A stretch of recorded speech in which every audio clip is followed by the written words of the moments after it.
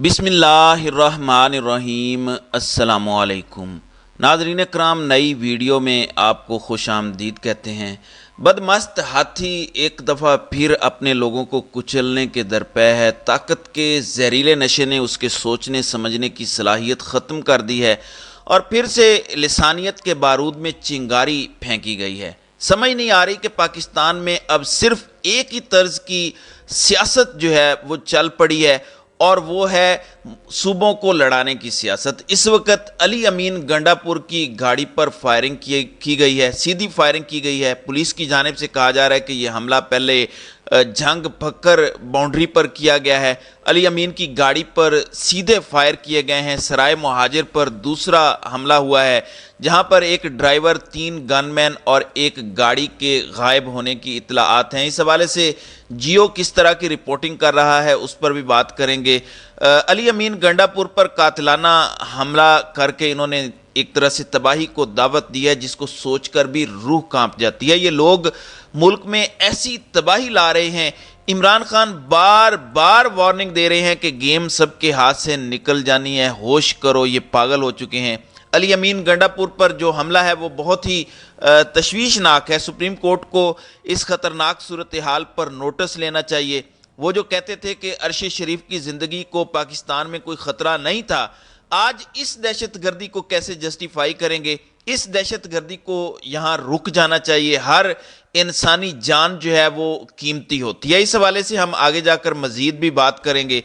दूसरी जानिब तहरीक इंसाफ के सैकड़ों कारकुनान गिरफ्तार कर लिए गए हैं। मुल्क में बदतरीन फस्तायत नंगा नाच रही है और अदलिया बेबस नजर आती है। अवाम, मीडिया, अदलिया और सियासी कारकुनों के साथ बदतरीन फस्तायत के सामने खड़े हों, वरना यह मुल्क ऐसे रास्ते पर है कि वापसी नहीं होगी। अल्लाह हम सब की हिफाजत करे। बुनियादी इंसानी हुकूक में सबसे अहम इंसाफ और अदालतों तक रसाई के हक तक को जो है इस वक्त जो है वो मुअत्तल किया गया है। जबकि लेफ्टिनेंट असद दुरानी का कहना है कि तहरीक इंसाफ को कलअदम जमात करार देने का फैसला अगले 2-3 दिन में किया जा सकता है।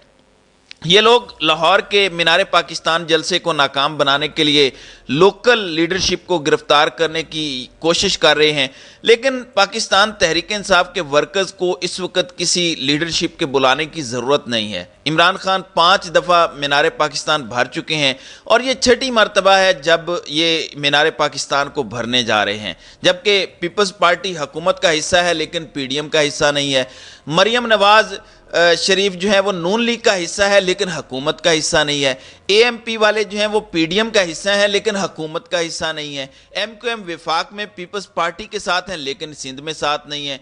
यानी हुकूमत जो है वो पीडीएम की है लेकिन चला कोई और रहा है।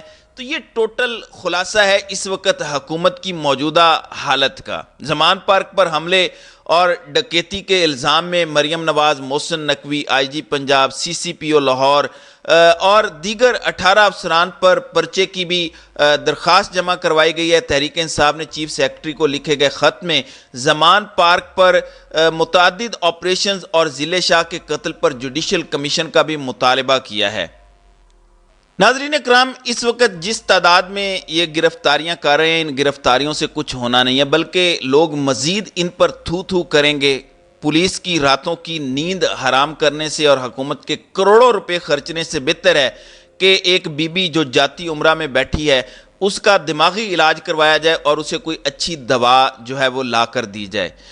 मार्शाल्लाह के सबसे बड़े बेनिफिशरीज अयूब खान और ज़ियाउल हक की सियासी औलादें और जानशीन मुस्लिम लीग नून और पीपल्स पार्टी के सरबराहान हैं। ज़ियाउल हक की सियासत का गद्दी नशीन उसकी सियासी औलाद मोहम्मद नवाज शरीफ है। ज़ियाउल हक का दस्ते रास्त वफादार, उसकी मीरास का अमीन जो है वो मोहम्मद नवाज शरीफ है। और लाहौर के पाकिस्तान जलसे को नाकाम बनाने के लिए लोकल लीडरशिप को जो इस वक्त गिरफ्तार करने की कोशिश की गई है उसमें 10 साल तक के कमसिन बच्चों को भी उठाया गया है और उनको भी इस पादाश में कि वो पीटीआई से मोहब्बत करते हैं, पीटीआई से ताल्लुक़ रखते हैं, उनको भी गिरफ्तार किया गया है। इस्लामाबाद पुलिस ने पाकिस्तान के शहरियों की अदालतों तक रसाई जो है वो रोक दी है। सेनेटर शिबली फराज को इंसदाद दहशतगर्दी अदालत जाने से रोका गया है।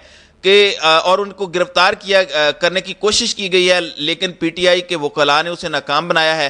لیکن پولیس کی بھرپور کوشش ہے کہ درخواست ضمانت دائر ہونے کے باوجود انہیں کسی طریقے سے گرفتار کیا جائے۔ جبکہ توشہ خانہ کیس میں عمران خان کے وارنٹ گرفتاری منسوخی کا تحریری حکم نامہ بھی اس وقت جاری ہو چکا ہے، جبکہ شیریں مزاری کے خلاف بھی رانا ثناءاللہ جو ہے وہ ایک بہت بڑا ایف آئی آر جو ہے وہ درج کروا رہے ہیں۔ اس حوالے سے سب سے پہلے تو ہم بات کر لیتے ہیں علی امین گنڈا پور پر جو حملہ ہوا ہے۔ جیو اس حوالے سے، جیو اور سما، آپ کو پتہ ہے کہ یہ کس طرح کے چینلز ہیں اور یہ کس طرح سے پٹوار خانہ کھول کے بیٹھے ہوئے ہیں۔ ان کی جو رپورٹنگ ہے میں پہلے وہ بیان کر دیتا ہوں۔ یہ کہتے ہیں کہ پی ٹی آئی رہنما علی امین گنڈا پور نے مبینہ طور پر پولیس چیک پوسٹ پر حملہ کر دیا۔ پولیس کے مطابق علی امین گنڈا پور نے ڈیرہ اسماعیل خان جاتے ہوئے داجل چیک پوسٹ پر مبینہ ہنگامہ آرائی کی، انہیں چیکنگ کے لیے روکا گیا تو انہوں نے چیک پوسٹ پر حملہ کر دیا۔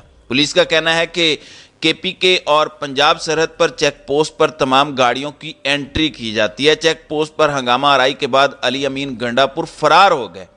علی امین گنڈا پور یہ پولیس ترجمان کے مطابق شراب کے نشے میں دھوتے ان کی گاڑی کو تیز رفتاری پر روکا گیا تو ان کی پولیس اہلکاروں سے تلخ کلامی ہوئی۔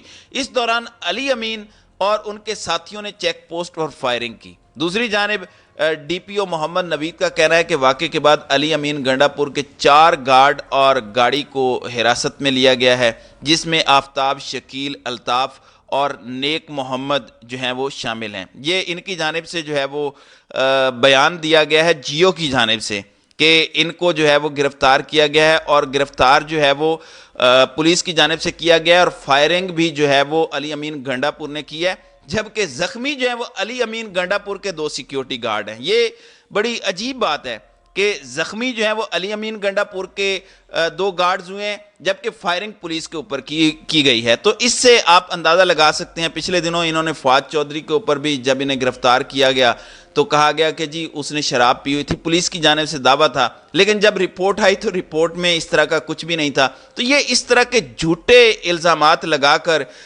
جو ہے وہ اس طرح کے حملے کر رہے ہیں پی ٹی آئی رہنماؤں کے اوپر۔ اب ناظرین اکرام، علی امین گنڈا پور کے حوالے سے اس وقت جو خبر آ رہی ہے وہ خبر تو یہی آ رہی ہے کہ علی امین گنڈا پور اس وقت جو ہے وہ محفوظ ہیں، کسی نامعلوم جگہ پر ہیں، اور لیکن ان کے جو گارڈز ہیں وہ پکڑے گئے ہیں، اور ایک گارڈ جو ہے وہ بری طرح سے زخمی ہے۔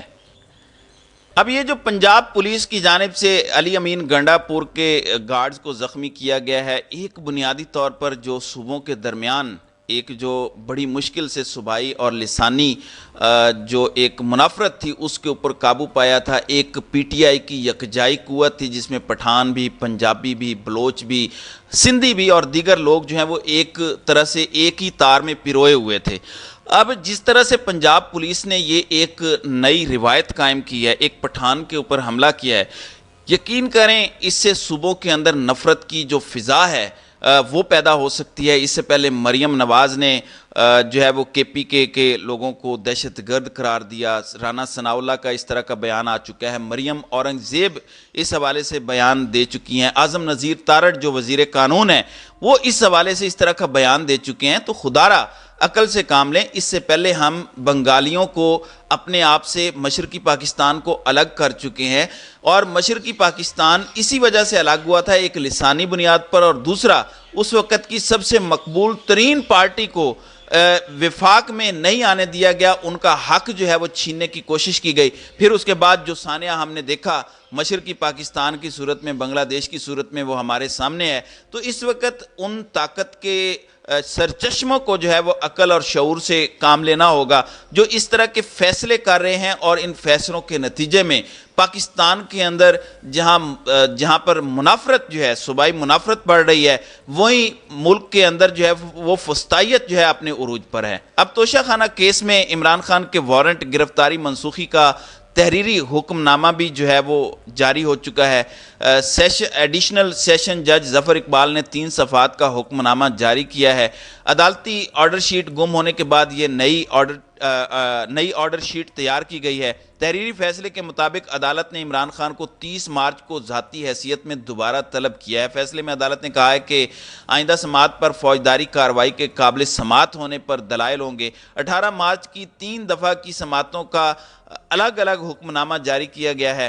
ایس پی سمیع ملک، عمران خان کے وکلاء بیرسٹر گوہر اور خواجہ حارث کے بیانات حکم نامے کا حصہ ہیں۔ فیصلے میں لکھا گیا ہے کہ عدالت کو بتایا گیا کہ گمشدہ آرڈر شیٹ کمپیوٹر میں محفوظ ہے۔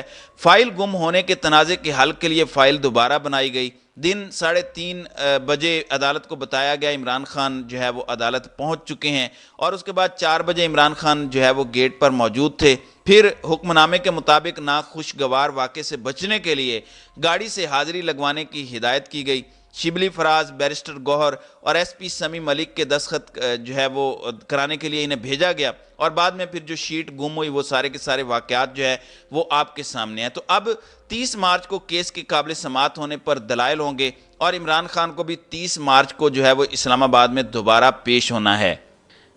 تو ناظرین کرام، اب تک کی اس حوالے سے یہی اپڈیٹس ہیں۔ اللہ تعالی ہمارے ملک کی حفاظت کرے، ہمارے ملک میں بیٹھے ہوئے طاقتور لوگوں کو جو پیچھے بیٹھ کر تمام ڈوریں ہلا رہے ہیں انہیں عقل اور شعور دے کہ وہ ملک کے بارے میں اچھے فیصلے کر سکیں۔ تو ناظرین کرام، آپ کی اس ویڈیو کے حوالے سے کیا رائے ہے؟ اب اپنی رائے کا اظہار کامنٹ سیکشن میں ضرور کیجیے گا۔